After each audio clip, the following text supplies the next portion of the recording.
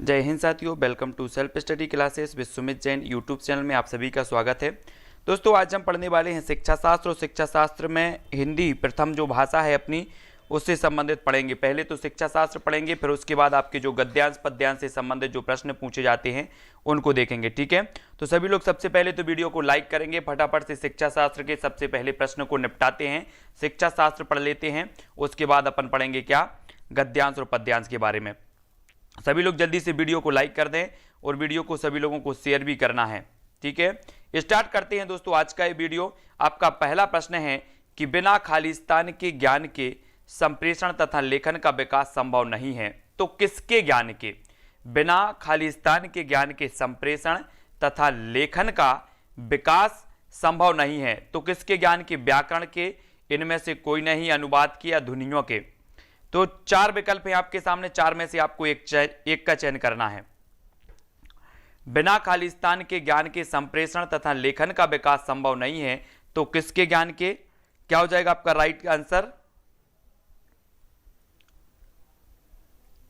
तब अधिकांश लोगों ने बिल्कुल सही आंसर बताया है कि बिना व्याकरण के ज्ञान के संप्रेषण तथा लेखन का विकास संभव नहीं है। यानी कि जो ए नंबर है वो बिल्कुल सही हो जाएगा, यहां पर व्याकरण आपका बिल्कुल सही हो जाएगा। ठीक है, ए नंबर। अगला क्वेश्चन देख लो, भारतीय डाक का पिन नंबर कितने अंकों का होता है? 11, 8, 6 या फिर 16 अंकों का?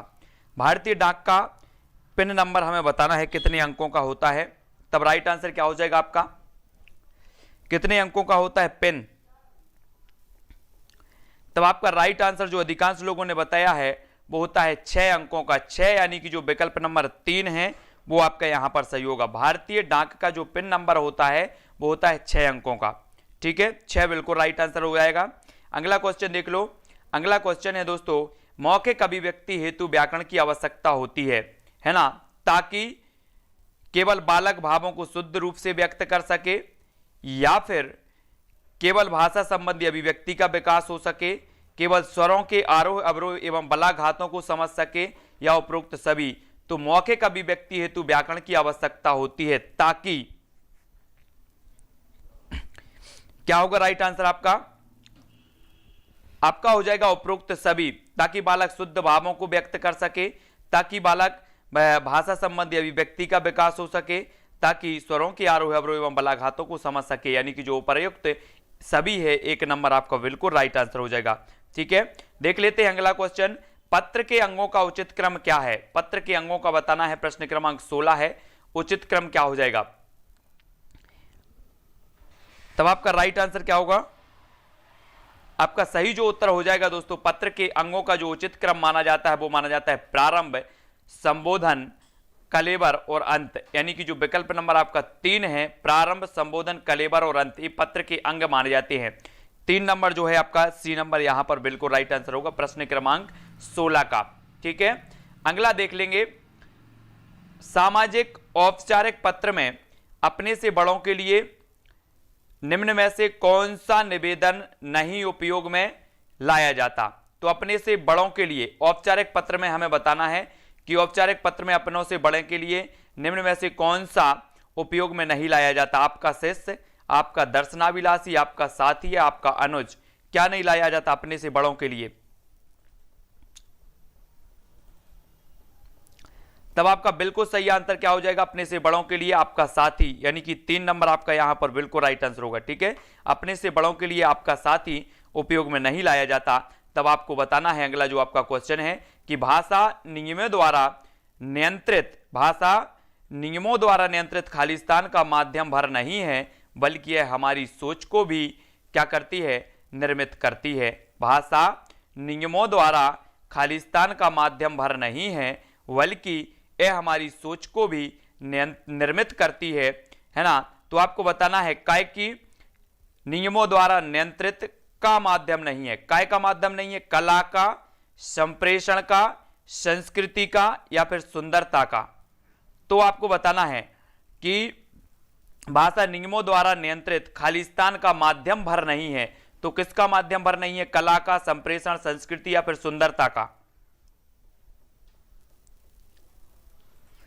तो आपका जो बिल्कुल सही आंसर हो जाएगा दोस्तों संप्रेषण का, कि जो भाषा है वो नियमों द्वारा नियंत्रित संप्रेषण का माध्यम भर नहीं है, है ना, बल्कि हमारी सोच को भी क्या करती है, निर्मित करती है।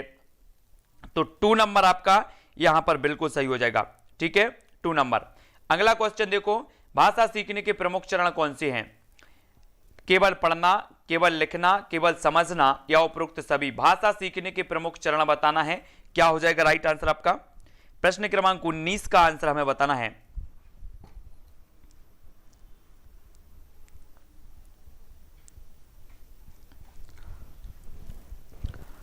तब अधिकांश लोगों ने जो उत्तर बताया है कि भाषा सीखने के जो प्रमुख चरण हैं, पढ़ना भी है, लिखना भी है और समझना भी है, यानी कि जो विकल्प नंबर 1 है वो बिल्कुल यहां पर सही हो जाएगा। ठीक है, 1 नंबर। अगला क्वेश्चन देखो, भाषा शिक्षण का लक्ष्य है तो क्या है? अध्ययन अध्यापन का विकास, मानवीय संवेदना का विकास, भाषा की समझ और अभिव्यक्ति का विकास या अर्थोपार्जन एवं यश प्राप्त करना? क्या है भाषा शिक्षण का लक्ष्य?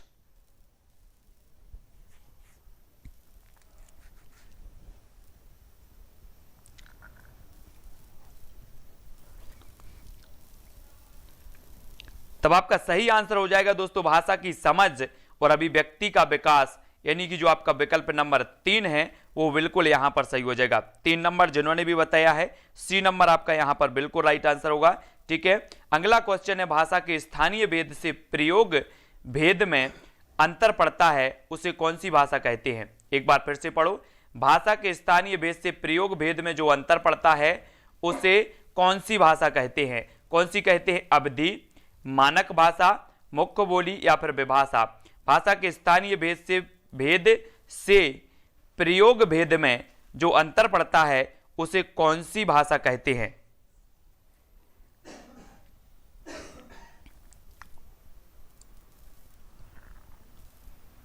तब अधिकांश लोगों ने उत्तर बताया है विभाषा, यानी कि जो 4 नंबर है वो बिल्कुल विभाषा यहां पर सही हो जाएगा। 4 नंबर आपका बिल्कुल राइट आंसर होगा, विभाषा। अगला क्वेश्चन देखो, भाषा कौशल का एक प्रकार नहीं है तो भाषा कौशल का एक प्रकार नहीं है तो कौन सा नहीं है? संचार, लेखन, श्रवण या फिर वाचन? तो कौन सा प्रकार नहीं है? सभी को पता है, भाषा कौशल सभी ने पढ़े हैं, भाषा कौशल का एक प्रकार नहीं माना जाता, तो कौन सा नहीं माना जाता?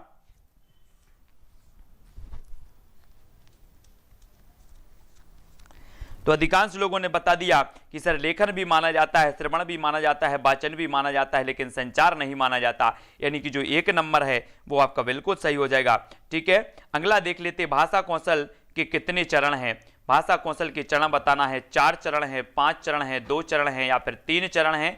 भाषा कौशल के चरण बताना है। तब आपका प्रश्न क्रमांक 23 और 23 का जो राइट आंसर हो जाएगा वो क्या हो जाएगा? बिल्कुल राइट आंसर बताया आपने, 4 भाषा कौशल के जो चरण माने जाते हैं वो 4 चरण माने जाते हैं, यानी कि जो आपका विकल्प नंबर 1 है वो बिल्कुल सही हो जाएगा, 1 नंबर। ठीक है, 1 नंबर आपका बिल्कुल सही है। अगला यहां पर हम देखेंगे,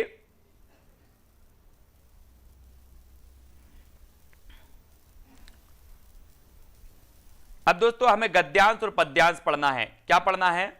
गद्यांश और पद्यांशों को पढ़ते हुए उत्तर बताएंगे सभी लोग। यहां पर आपका पहला प्रश्न है। पहला प्रश्न क्या है कि गारो जनजाति के स्वभाव की क्या विशेषता है? गारो जनजाति के स्वभाव की हमें विशेषता बतानी है। केवल परिश्रमी, केवल शांति प्रिय, केवल प्रकृति प्रेमी या फिर उपर्युक्त सभी? ये 4 विकल्प हैं, आपको यहां पर आपको पढ़ना है। ये है आपका क्या है कि जो गारो लोग स्वभाव से शांति प्रिय, परिश्रमी और प्रकृति को प्यार करते हैं, है ना, यहां से पढ़ो और इसको उत्तर बताना है। ठीक है, ये रहा आपका उत्तर, ये रहे आपके विकल्प कि गारो जनजाति स्वभाव की विशेषता है तो क्या विशेषता है? केवल परिश्रमी है, केवल शांति प्रिय है, केवल प्रकृति प्रेमी है, उपरोक्त सभी है। तो आपने पढ़ा है, ऊपर मैंने आपको टॉपिक भी पढ़वाया है। आपका राइट आंसर क्या होगा? आंसर होगा आपका विकल्प नंबर 4, यानी कि उपरोक्त सभी। प्रकृति प्रेमी भी है ना, और शांति प्रिय भी है, परिश्रमी भी है। ठीक है, नाम सभी के बोले जाते हैं लास्ट में, बीच में किसी का नाम नहीं बोला जाता। अगला आपका क्वेश्चन है, खाना बदोश का क्या अभिप्राय है? खाना बदोश मूल निवासी यायावर, स्थावर या फिर जड़वत। ये 4 विकल्प हैं। खानाबदोश का क्या अभिप्राय है ना। अब आपको यहां पर हम ले चलते हैं कि यह खानाबदोश जीवन कब तक चलता रहेगा। यह खानाबदोश जीवन कब तक चलता रहेगा, ये खानाबदोश का आपसे अभिप्राय पूछा गया है। तो बताएं जल्दी से क्या अभिप्राय है खानाबदोश। आपने नाम सुना होगा कि हमारे प्राचीन काल में जो मनुष्य था वो खानाबदोश जीवन व्यतीत करता था। तो खानाबदोश का अभिप्राय क्या हो जाएगा।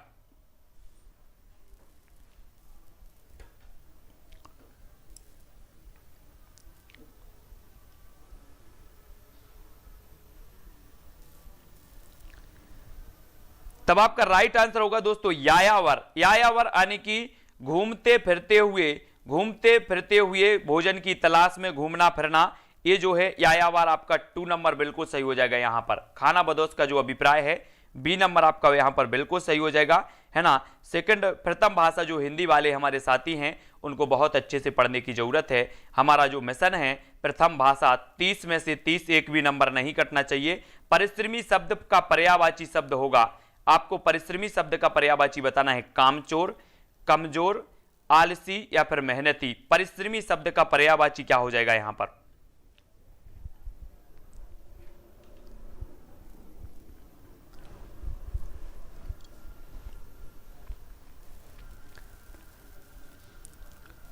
तब अधिकांश लोगों ने उत्तर बता दिया है कि मेहनती। परिश्रमी शब्द का पर्यायवाची होता है मेहनती, यानी कि जो विकल्प नंबर आपका 4 है वो बिल्कुल यहां पर सही हो जाएगा। मेहनती आपका बिल्कुल सही होगा। ठीक है, अगला क्वेश्चन देख लेते हैं। अगला आपका क्वेश्चन है कि गारो क्या है। गारो क्या है, एक पार्टी, एक जनजाति, एक संस्था या फिर एक सेना। तो गारो क्या है यहां पर हमें बताना है गारो क्या है। और यहां पर आपको टॉपिक पढ़वाते हैं कि मेघालय राज्य की एक प्रमुख जनजाति है गारो, है ना। और यहां पर आपसे प्रश्न भी पूछ लिया गया है। क्या पूछ लिया गया कि गारो क्या है। तब आपका राइट आंसर क्या हो जाएगा, विकल्प नंबर वी बिल्कुल सही, एक जनजाति है गारो। वी नंबर आपका सही हो जाएगा यहां पर। अगला क्वेश्चन, विषम का विलोम शब्द क्या होगा। विषम, सम, सम, सम या फिर उपरोक्त सभी। विषम का विलोम बताना है।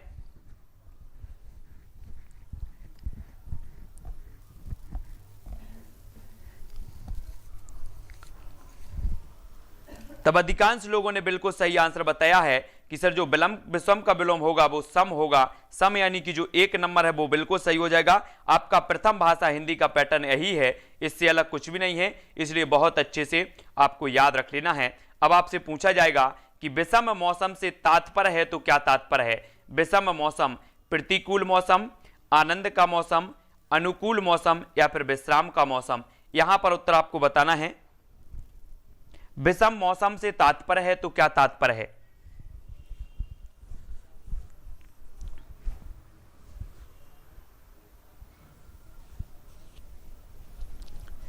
तब आपका बिल्कुल सही आंसर होगा प्रतिकूल मौसम। प्रतिकूल यानी कि जो विकल्प नंबर 1 है वो यहां पर बिल्कुल सही हो जाएगा। ठीक है, 1 नंबर आपका सही है। अब आपको बताना है साथियों मेघालय में कौन सी संधि है। अभी हमने यहां पर पढ़ा है कि मेघालय की एक जनजाति है, कौन सी, गारो। गारो जनजाति है। और मेघालय शब्द आया तो मेघालय में संधि हमें बताना है। गुण संधि है, यण संधि है, विसर्ग संधि है या फिर दीर्घ संधि है। बिल्कुल सेम पैटर्न है आपका प्रथम भाषा जो हिंदी है, इसी प्रकार से आपकी आएगी। शिक्षा शास्त्र के क्वेश्चन आएंगे जो मैंने आपको करवाए। ठीक है, उसके बाद आपसे पैटर्न इसी प्रकार का रहेगा। ठीक है, तो आपने बताया है कि जो मेघालय में संधि हो जाएगी वो हो जाएगी दीर्घ संधि, यानी कि जो आपका 4 नंबर है, डी नंबर है, वो बिल्कुल सही हो जाएगा। ठीक है, दीर्घ संधि इसका सही हो जाएगा। मेघालय में संधि है दीर्घ संधि। ठीक है, मेघधन आलय बराबर मेघालय, है ना। समान स्वर जहां भी मिलते हैं तो वहां पर कौन सी संधि हो जाती है, दीर्घ स्वर संधि हो जाती है। अगला क्वेश्चन देख लेते हैं। प्रस्तुत पद्य गद्य में गारो लोग मेघालय में कैसे बसे, इसके लिए क्या प्रचलित है। आपका प्रश्न है प्रस्तुत पद्य में गारो लोग मेघालय में कैसे बसे, इसके लिए क्या प्रचलित है। नाटक है, गजल है, कहानी है या फिर कविता है। ये आपका यहां पर उत्तर मिलेगा आपको। देखो यहां पर अच्छे से पढ़ना है आपको कि गारो लोग मेघालय में कैसे बस गए, इसके बारे में एक कहानी प्रचलित है। क्या प्रचलित है? कहानी प्रचलित है। अब आपको यहां पर आना है और यहां पर अपने प्रश्न का उत्तर बताना है कि प्रस्तुत गद्य में गारो लोग मेघालय में कैसे बसे, इसके लिए क्या प्रचलित है? नाटक प्रचलित है, गजल प्रचलित है, कहानी प्रचलित है या फिर कविता प्रचलित है?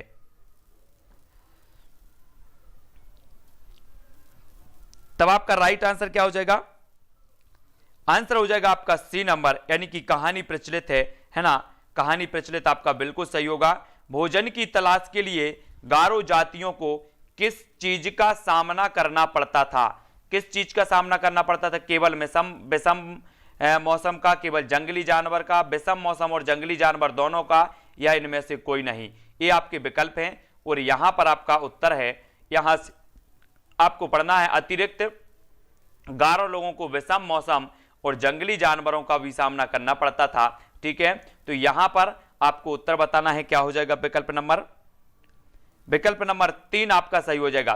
3 नंबर आपका सही है, विषम मौसम और जंगली जानवर दोनों का। ठीक है, अगला क्वेश्चन देख लेते हैं। अगला है आपको, भोजन की कठिनाई होने पर गारो कहां चले जाते थे? ऊंचे स्थानों पर, पुराने स्थानों पर, तराई में या फिर नए स्थानों पर? ये आपके विकल्प हैं और यहां पर आपको पढ़ना है। ये है आपका कि जब भोजन को कठिनाई होती थी तो नए स्थानों की खोज में जो है निकल पड़ते थे। जब भोजन की तलाश होती थी तो नए स्थानों पर की खोज में निकल पड़ते थे। तो भोजन की कठिनाई होने पर गारो कहां चले जाते थे, हमें बताना है। तब आपका उत्तर क्या होगा? यहां पर 4 विकल्प हैं और 4 में से आपका राइट आंसर क्या हो जाएगा? सभी ने बताया है नए स्थानों पर, यानी कि 4 नंबर बिल्कुल सही होगा। ठीक है, 4 नंबर। अगला यहां पर क्वेश्चन है दोस्तों, गारो समाज को विषम परिस्थितियों की समस्या से निजात दिलाई किसने दिलाई? केवल जापा जलिन ने, केवल सुंगपा बुंगपा ने, जापा जलिन और सुंगपा बुंगपा दोनों ने, या फिर पूर्वजों ने? तो आपको यहां पर पढ़ना है कि उन्हीं दिनों गारो समाज में जापा जलिन और सुंगपा बुंगपा का जन्म हुआ, है ना। तो आपको उत्तर बताना है, सभी लोग बताएंगे। तो गारो समाज को विषम परिस्थितियों की जो निजात दिलाने वाले हैं वो कौन हैं?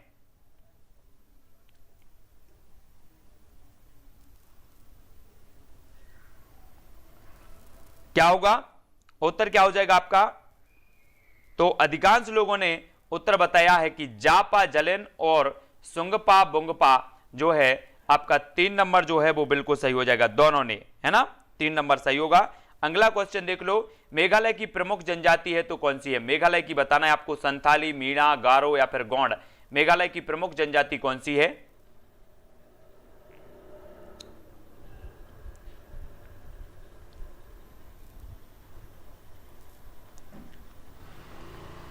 तो अपन ने पढ़ा भी है पहले कि जो मेघालय की प्रमुख जनजाति है वो गारो है, यानी कि जो विकल्प नंबर आपका 3 है वो यहां पर सही होगा। ठीक है, किन जातियों के पूर्वज चीन और तिब्बत की सुदूर घाटियों में भटकते फिरते थे? संथाली जनजाति के, खासी जनजाति के, गारो जनजाति या गौंड जनजाति? तो किस जनजाति के लोग सुदूर में भटकते रहते थे? तब आपका राइट आंसर क्या हो जाएगा? गारो जनजाति। गारो जनजाति की बात हो रही है यहां पर, तो गारो जनजाति यानी कि 3 नंबर यहां पर बिल्कुल राइट आंसर होगा। गारो जनजाति आपका सही है। अगला क्वेश्चन देख लो। अगला आपका क्वेश्चन है दोस्तों, खाना पीना में कौन सा समास है? खाना पीना में हमें समास बताना है। तत्पुरुष समास, द्वंद्व समास, बहुब्रीहि समास या फिर द्विगु समास? खाना पीना में कौन सा समास है? ये 4 विकल्प हैं, तत्पुरुष है, द्वंद्व है, बहुब्रीहि या फिर द्विगु है। खाना पीना,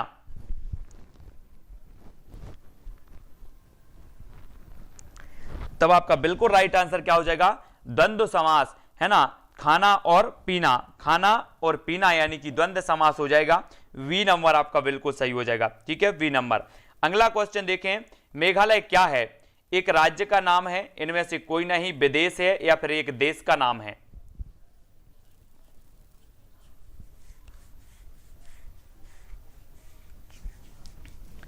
यहां से एक भी नंबर अगर आपका कटता है तो वो आपके लिए बहुत घातक है।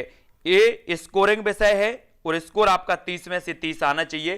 यानी कि एक राज्य का नाम है, एक राज्य का नाम, यानी कि 1 नंबर आपका बिल्कुल यहां पर सही हो जाएगा। ठीक है, अगला देखो, अगला क्वेश्चन है दोस्तों आपका, आकाश का विलोम शब्द क्या होगा? आकाश का विलोम शब्द बताना, अंधकार, पाताल, पलाश या फिर उपरोक्त सभी। आकाश का विलोम शब्द हमें बताना है यहां पर।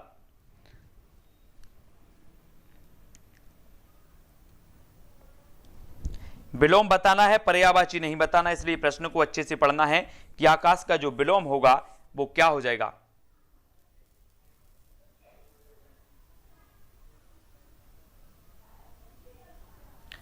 तब आपका उत्तर क्या हो जाएगा? पाताल, यानी कि जो विकल्प नंबर 2 है वो बिल्कुल यहां पर सही हो जाएगा।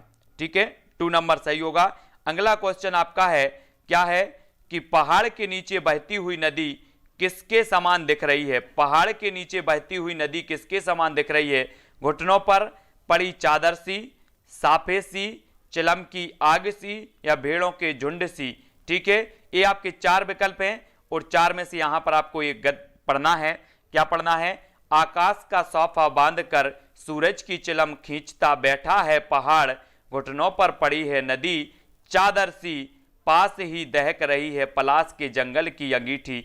इतना आपने पढ़ लिया, इतना पढ़ लिया तो उत्तर बताना है यहां पर कि पहाड़ के नीचे बहती हुई नदी किसके समान दिख रही है? घुटनों पर पड़ी चादर सी, साफे सी, चिलम की आग सी या फिर भेड़ों के झुंड सी। किसके समान दिख रही है?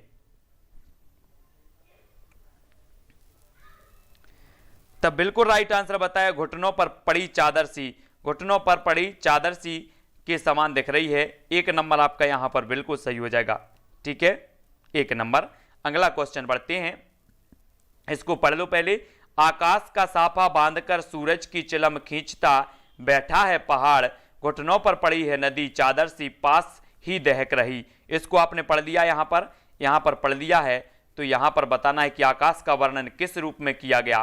किसान के साफे के रूप में, किसान के गमछे के रूप में, किसान की धोती के रूप में, या इनमें से कोई नहीं। किस रूप में किया गया? आपने यहां पर पढ़ा है, क्या पढ़ा है?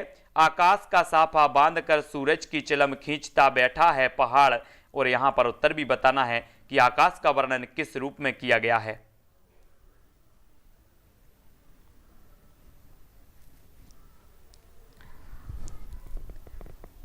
तब आपका बिल्कुल सही राइट आंसर क्या हो जाएगा? सभी ने बिल्कुल आंसर सही बताया है ना? किसान के साफे के रूप में, यानी कि जो 1 नंबर है वो बिल्कुल यहां पर 1 नंबर सही हो जाएगा। ठीक है, जो अधिकांश लोगों ने उत्तर बताया है। अगला देखो, अचानक बोला मोर जैसे किसी ने आवाज दी। ठीक है, सुनते हो चिलम औंधी, धुआं उठा सूरज डूबा, अंधेरा छा गया। इस पद्यांश को हमने पढ़ा है ना? और अचानक से कौन बोल उठता है? कोयल, मोर, कौआ या फिर गौरैया। ये 4 विकल्प हैं। अचानक से कौन बोल उठता है, हमने पढ़ा है, पद्यांश पहले पढ़ लिया है। एक बार और पढ़ लो कि अचानक बोला मोर जैसे किसी ने आवाज दी, सुनते हो चिलम औंधी। तो अचानक से बोला, कौन बोल उठता है, आपको बताना है। ये 4 विकल्प हैं और 4 में से सभी ने उत्तर बताया है। क्या बताया है? मोर बोल उठता है। मोर यानी कि जो विकल्प नंबर 2 है वो आंसर बिल्कुल सही हो जाएगा। सभी लोगों को अच्छा लग रहा है सॉल्व करते हुए कि नहीं लग रहा है? सभी लोग कमेंट में जरूर बताएंगे। और अगला क्वेश्चन है आपको, चिलम औंधी का अर्थ क्या है? चिलम औंधी का अर्थ बताना है। यहां पर आपका दिया है कि अचानक बोला मोर जैसे किसी ने आवाज दी, सुनते हो चिलम औंधी, धुआं उठा सूरज डूबा, अंधेरा छा गया। इस चिलम औंधी का अर्थ बताना है। क्या है? चिलम का टूट जाना, चिलम का जल जाना, चिलम का बुझ जाना, चिलम का उलट जाना। तो जल्दी से बताएं, चिलम औंधी का अर्थ क्या होता है?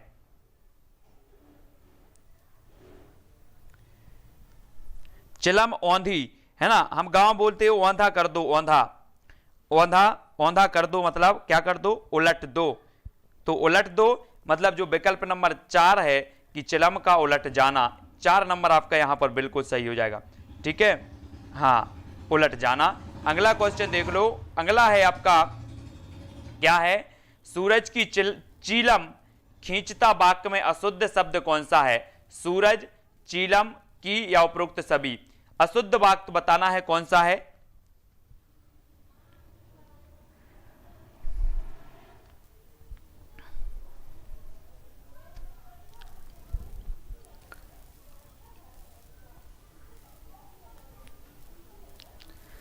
तब आपका बिल्कुल सही हो जाएगा कि चीलम ऐसा नहीं लिखा जाता, चीलम कैसा लिखा जाता है, ऐसा लिखा जाता है चिलम।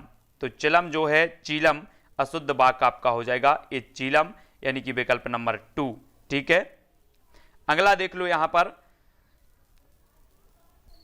पलाश के पेड़ों पर खिले लाल लाल फूल किसकी भांति प्रतीत हो रहे हैं, किसकी भांति प्रतीत हो रहे हैं? घुटनों पर रखी चादर के समान, झुंड में बैठी भेड़ों के समान, चिलम पर सुलगती आग के समान, या फिर जलती अंगीठी के समान। तो किसकी भांति प्रतीत हो रहे हैं यहां पर देख लो जरा।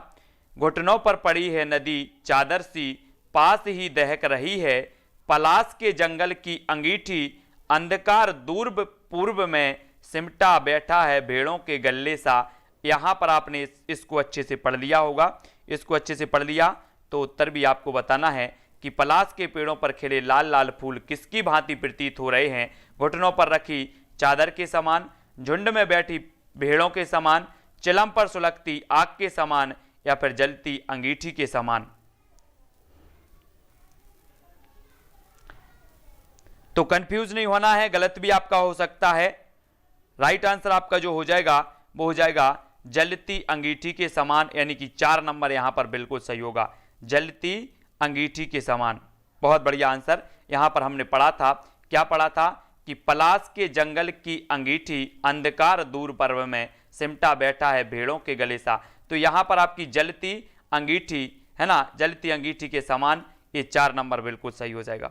ठीक है, 4 नंबर बिल्कुल अच्छे से समझने की जरूरत है। यहां पर अगर एक भी क्वेश्चन आपका गलत होता है तो वो आपका बिल्कुल गलत ही माना जाएगा, है ना। तो मोर का पर्यायवाची हमें बताना है, क्योंकि ये ऐसा सब्जेक्ट है जहां पर आपको 30 में से 30, यहां पर कोई डाउट नहीं, कोई कुछ नहीं, 30 में से 30 आने चाहिए, है ना। तो जल्दी से बताएंगे मोर का पर्यायवाची शब्द कौन सा? कलापी है, मयूर है, केकी है, या फिर सभी है?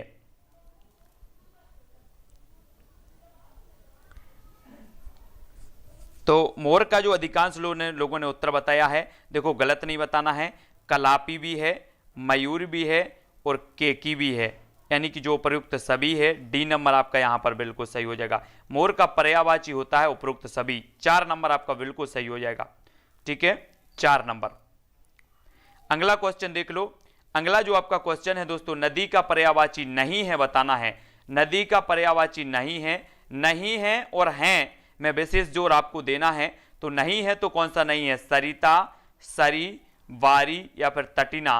तो कौन सा नहीं है नदी का पर्यायवाची?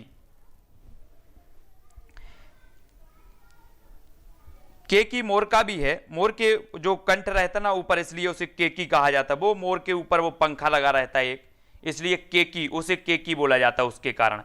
ठीक है, तो आपका जो उत्तर हो जाएगा वो सही हो जाएगा क्या? बारी। बारी यानी कि जो विकल्प नंबर 3 है वो सही हो जाएगा। ठीक है, तो सी नंबर इसका बिल्कुल राइट आंसर होगा। नदी का पर्यायवाची नहीं होता तो क्या नहीं होता? बारी नहीं होता। 3 नंबर आपका यहां पर राइट आंसर है। सभी लोग वीडियो को लाइक जरूर करेंगे, है ना। अगर थोड़ा भी अच्छा लग रहा हो तो धुआं क्या हो जाता है? इनमें से कोई नहीं, बुझ जाता है, गिर जाता है, उठ जाता है। उत्तर हमें बताना, धुआं क्या हो जाता है। यहां पर आपका है कि चिलम औंधी, धुआं उठा, सूरज डूबा, अंधेरा छा गया। तो यहां पर प्रश्न भी पूछ लिया गया कि धुआं क्या हो जाता है।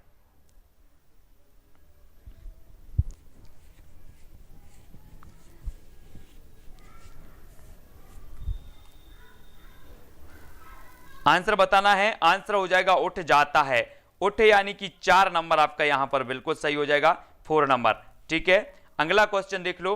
अगला है आकाश का पर्यायवाची शब्द नहीं है बताना। नहीं है अंबर, नभ, अधर या फिर गगन।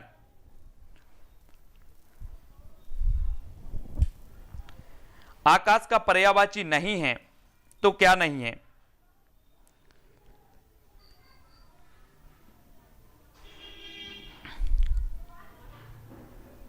तब अधिकांश लोगों ने जो उत्तर बताया है कि अधर नहीं है, अंबर है, नभ है, गगन है, अधर नहीं है, यानी कि जो विकल्प नंबर 3 है वो आपका बिल्कुल सही होगा, 3 नंबर। ठीक है, अगला क्वेश्चन देखेंगे।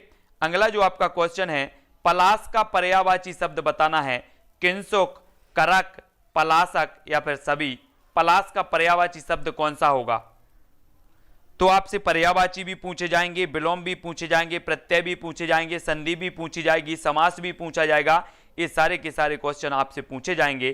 तो आपने देखा कि यहाँ पर लगभग 4-5 प्रश्न पर्यायवाची के आए हैं, विलोम के भी आए हैं, है ना। आपका उत्तर जो हो जाएगा वो हो जाएगा क्या, उपरोक्त सभी, यानी कि जो विकल्प नंबर आपका 4 है, डी नंबर है, वो यहां पर सही हो जाएगा।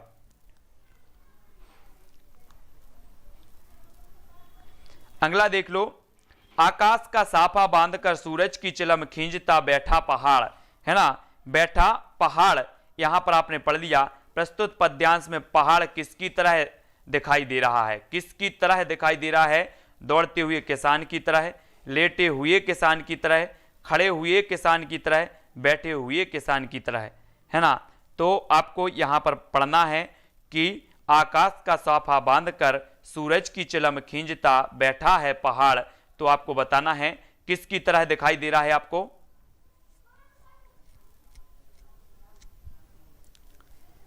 प्रस्तुत पद्यांश में पहाड़ किसकी तरह दिखाई दे रहा है, तो वो बैठे हुए किसान की तरह है, बैठे हुए किसान की तरह, यानी कि जो 4 नंबर है आपका बिल्कुल सही हो जाएगा, 4 नंबर, ठीक है।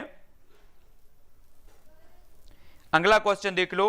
अगला जो आपका क्वेश्चन है दोस्तों वो क्या है, प्रस्तुत पद्यांश में पश्चिम दिशा में डूबता सूरज किसकी भांति दिखाई दे रहा है, पश्चिम दिशा में डूबता सूरज किसकी भांति दिखाई दे रहा है। आपके 4 विकल्प हैं, अंधकार की तरह, चिलम पर सुलगती आग की भांति, पलाश के पेड़ की तरह, या फिर अंगीठी के समान, है ना। ये आपने पश्चिम दिशा में डूबता सूरज किसकी तरह दिखाई दे रहा है, यहां पर आओ। आकाश का साफा बांधकर सूरज की चिलम खींचता बैठा है पहाड़, है ना। तो आपको बताना है, सभी लोग बताएंगे, घुटनों पर पड़ी है नदी, चादर सी पास की दहक रही है, पलाश के जंगल की अंगीठी, अंधकार दूर पूर्व में सिमटा बैठा है, भेड़ों के गले सा, अचानक बोला मोर जैसे किसी ने आवाज दी, सुनते हो चिलम औंधी उठा धुआं। तो पश्चिम दिशा में डूबता सूरज किसकी भांति दिखाई दे रहा है, अंधकार की तरह, चिलम पर सुलगती आग की भांति, है ना, पलाश के पेड़ की तरह, या फिर अंगीठी के समान। तब डूबता सूरज अगर आप देखते हो तो कैसा दिखता है हमें, डूबता सूरज जो दिखता है वो कैसा दिखता है, चिलम पर सुलगती आग की भांति, ऐसा ही दिखता ना कि गोल गोल दिख रहा हो। आपने चिलम देखी हो अगर, तो चिलम वो गांजे वाली चिलम, जो गांजा पीते हैं ना चिलम, है ना, तो वो चिलम होती है। और चिलम में जैसे ही चिलम को खींचा जाता है तो एकदम आग जलती है उसमें, आग जैसे सूरज की भांति, है ना। तो बी नंबर यहां पर सही हो जाएगा। अगला देख लो यहां पर, तो यहां पर अपन देखेंगे कि पूर्व क्षितिज पर घना होता अंधकार कैसा प्रतीत हो रहा है, कैसा प्रतीत हो रहा है, झुंड में बैठी भेड़ों सा, चिलम की आग सा, जलती अंगीठी सा, उपरोक्त सभी सा। तो जल्दी से बताना है। तो यहां पर आपका है कि अंधकार दूर पूर्व में सिमटा बैठा है, भेड़ों के गले सा, ये आपका पॉइंट है यहां पर, और पॉइंट को पकड़ो और यहां मार दो कि पूर्व क्षितिज पर घना होता अंधकार कैसा प्रतीत हो रहा है, झुंड में बैठी भेड़ों सा, चिलम की आग सा, जलती अंगीठी सा, या फिर उपरोक्त सभी सा। तो आंसर क्या हो जाएगा, आंसर जो आपका हो जाएगा वो हो जाएगा झुंड में बैठी भेड़ों सा, झुंड में बैठी भेड़ों सा, यानी कि जो विकल्प नंबर 1 है वो बिल्कुल सही हो जाएगा, 1 नंबर आपका सही है, ठीक है। बहुत बढ़िया, कैसा लगा सभी लोग फटाफट से जल्दी से बताएं, है ना। तो वीडियो को सभी लोगों को लाइक भी करना है, शेयर भी करना है ना। पीहू जी और आशु जी, किरण जी, लता, पुष्पेंद्र जी, रीना जी, बिल्कुल सेम आपको अनुभव है, कैसा अनुभव दिला रहे हैं जैसा आपको पेपर में होने वाला है, इससे कोई हटके नहीं है। जो प्रथम बार पेपर देंगे वो बिल्कुल सेम अनुभव कर रहे हैं कि आप पेपर में बैठे हुए हैं और पेपर दे रहे हैं, ठीक है। तो बिल्कुल आपको पेपर के लिए तैयार रहना है। जिन साथियों ने पहले पेपर दिया उनके लिए तो ठीक है, जो पहली बार ऐसे प्रकार से पेपर दे रहे हैं उनके लिए रामबाण साबित होगा ये वीडियो। और लास्ट में जब पेपर दे के आओ तो बता देना कि सर आपने जो कुछ करवाया है वो वास्तव में जो है बहुत उपयोगी है।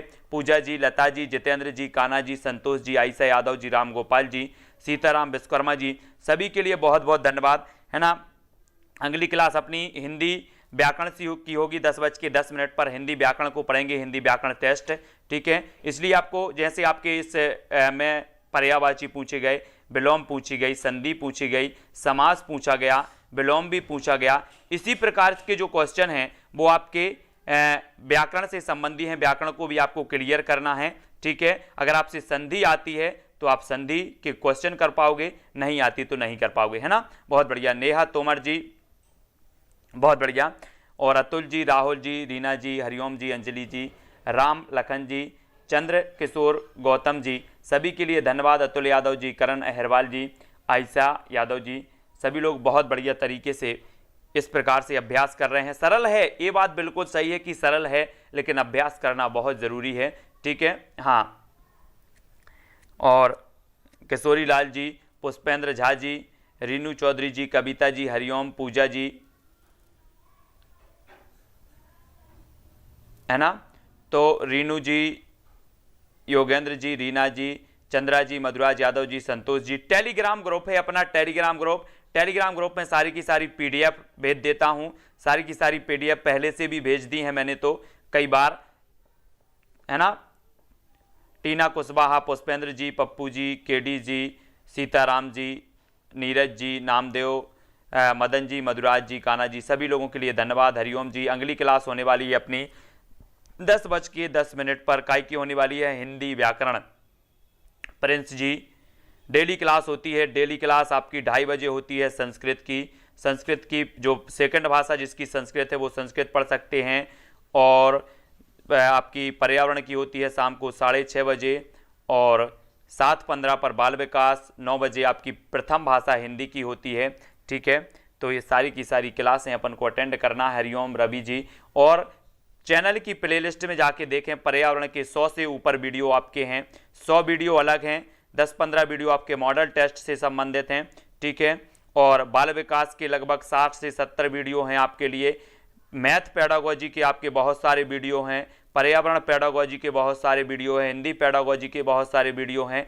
तो आप चैनल की प्लेलिस्ट में जाके देखें, चैनल सेल्फ स्टडी क्लिक पर क्लिक करें, क्लिक करोगे तो चैनल खुलेगा, ऊपर आपको प्लेलिस्ट दिखेगा, प्लेलिस्ट पर क्लिक करना तो पूरी की पूरी प्लेलिस्ट आ जाएगी जिसमें पूरे के पूरे वीडियो आपको मिलेंगे। और जो भी साथी अभी तक टेलीग्राम ग्रुप में नहीं जुड़े हैं वो टेलीग्राम ग्रुप में जुड़ जाएं, वहां पर आपको पूरी की पूरी प्लेलिस्ट वीडियो सब कुछ वहां पर मिल जाता है। ठीक है, संस्कृत की लाइव क्लास होती है रोज 2:30 बजे, दोपहर में 2:30 बजे। संजीव जी, पुष्पेंद्र, है ना, बहुत बढ़िया। तो आपको टेलीग्राम ऐप डाउनलोड करना है, उसमें सर्च करना है IAS स्टडी ट्रैक और ज्वाइन हो जाना है, IAS स्टडी ट्रैक और ज्वाइन हो जाना है। ठीक है, तो आज के वीडियो के लिए बस इतना ही, है ना। तो ठीक है, बहुत बढ़िया। तो सभी के लिए धन्यवाद, जसवंत जी, प्रिंस जी, सुमित जी, सभी के लिए धन्यवाद। तो आज के लिए बस इतना ही। जय हिंद।